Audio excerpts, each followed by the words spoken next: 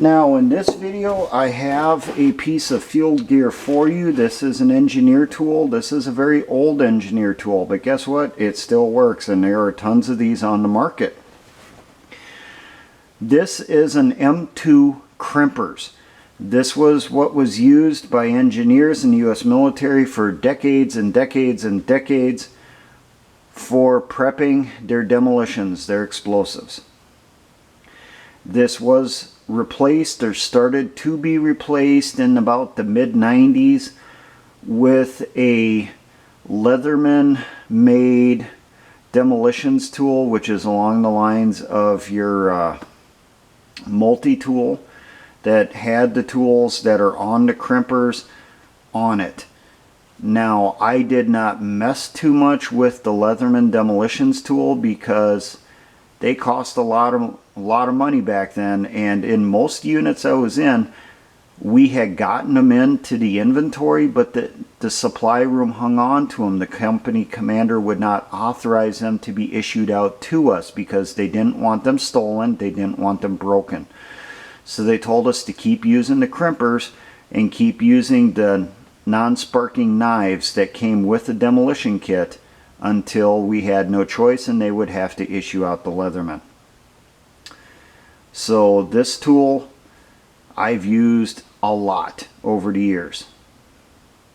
Now, it is made of metal. It is a softer metal. There actually is warnings in FM 5-250 and its predecessor FM 5-25. Basically, they took the paragraphs that were written in 5-25 and they just put it straight into FM 5-250 without changing the wording at all. I know, I looked it up. And there's a warning in there about do not use this tools as a pliers because the metal is soft, it will break. This metal is non-sparking. So if you scrape it against another type of metal, it is not supposed to produce a spark, which would cause problems with demolitions.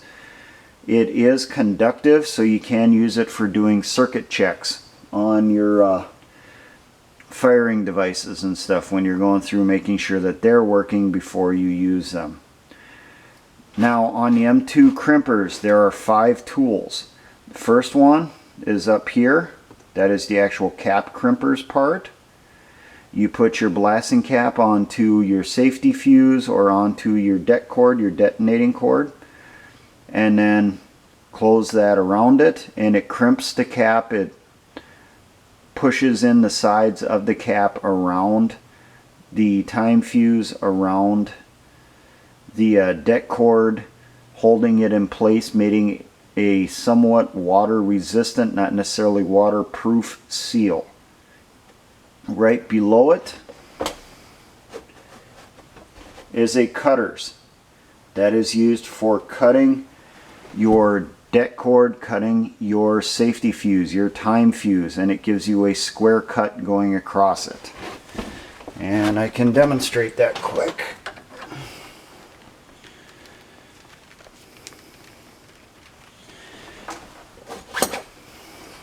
Piece of training det cord.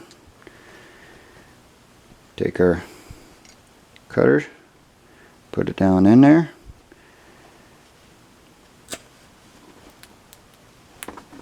Sometimes you do got to give it a little pull. Cuts it off. This is a little bit harder to cut than the real stuff.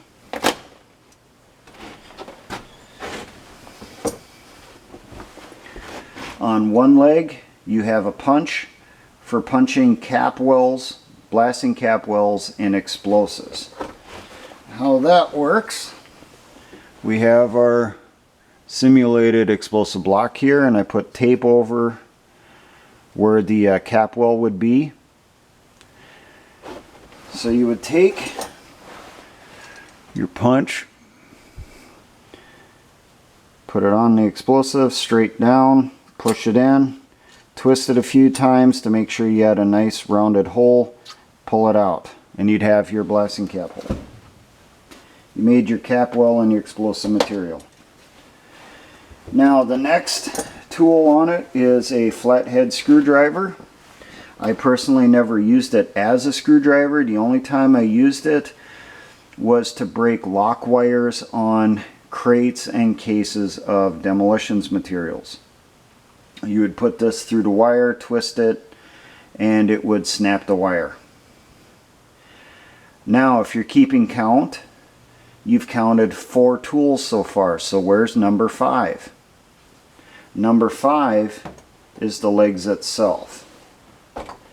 This you do not find in manuals anymore. It's not really listed in there.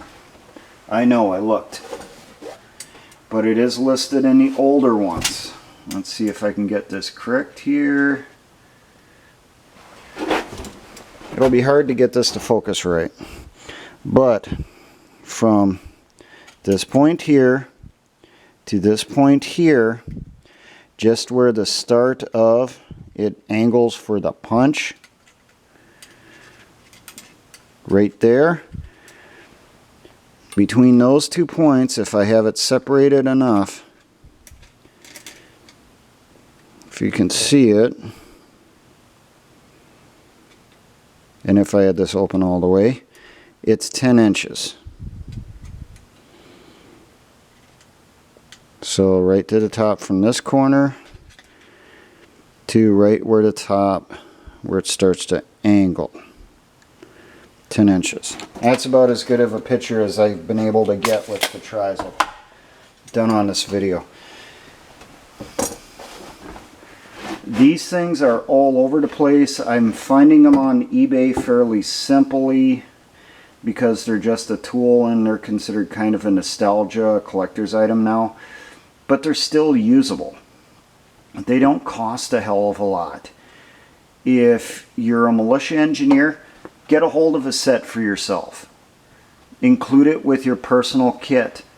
Not just with your demo kit, your demo bag and stuff. Have a set on you because these things are very valuable to have. They're very useful. One thing that you can do if you so choose, spray paint them. Typically these things will have, especially when they're new, they're going to have like a oily, protective, greasy covering on them. Wipe that off as best you can and then hit them with some spray paint. And if you do that, try to make sure you keep the ends of the legs. Do not paint those so that you can still use this as your little bridge for doing your electrical continuity tests and stuff on your blast machines. So I try to carry a set of these inside my gear that I can pull out and grab quickly. Now, if you look at videos from Vietnam on how the engineers used to handle stuff then, they used to keep a pair of crimpers inside their pocket. Some of them would keep a pair of lineman's pliers. Whenever they would come across Viet Cong homemade mines, or as we know them now as IEDs, they would come across them, the engineer would pull that out, and they would cut the det cord. They would use the lineman's pliers to cut the leads, the electrical wires themselves to disconnect that circuit. So these are good to have on you.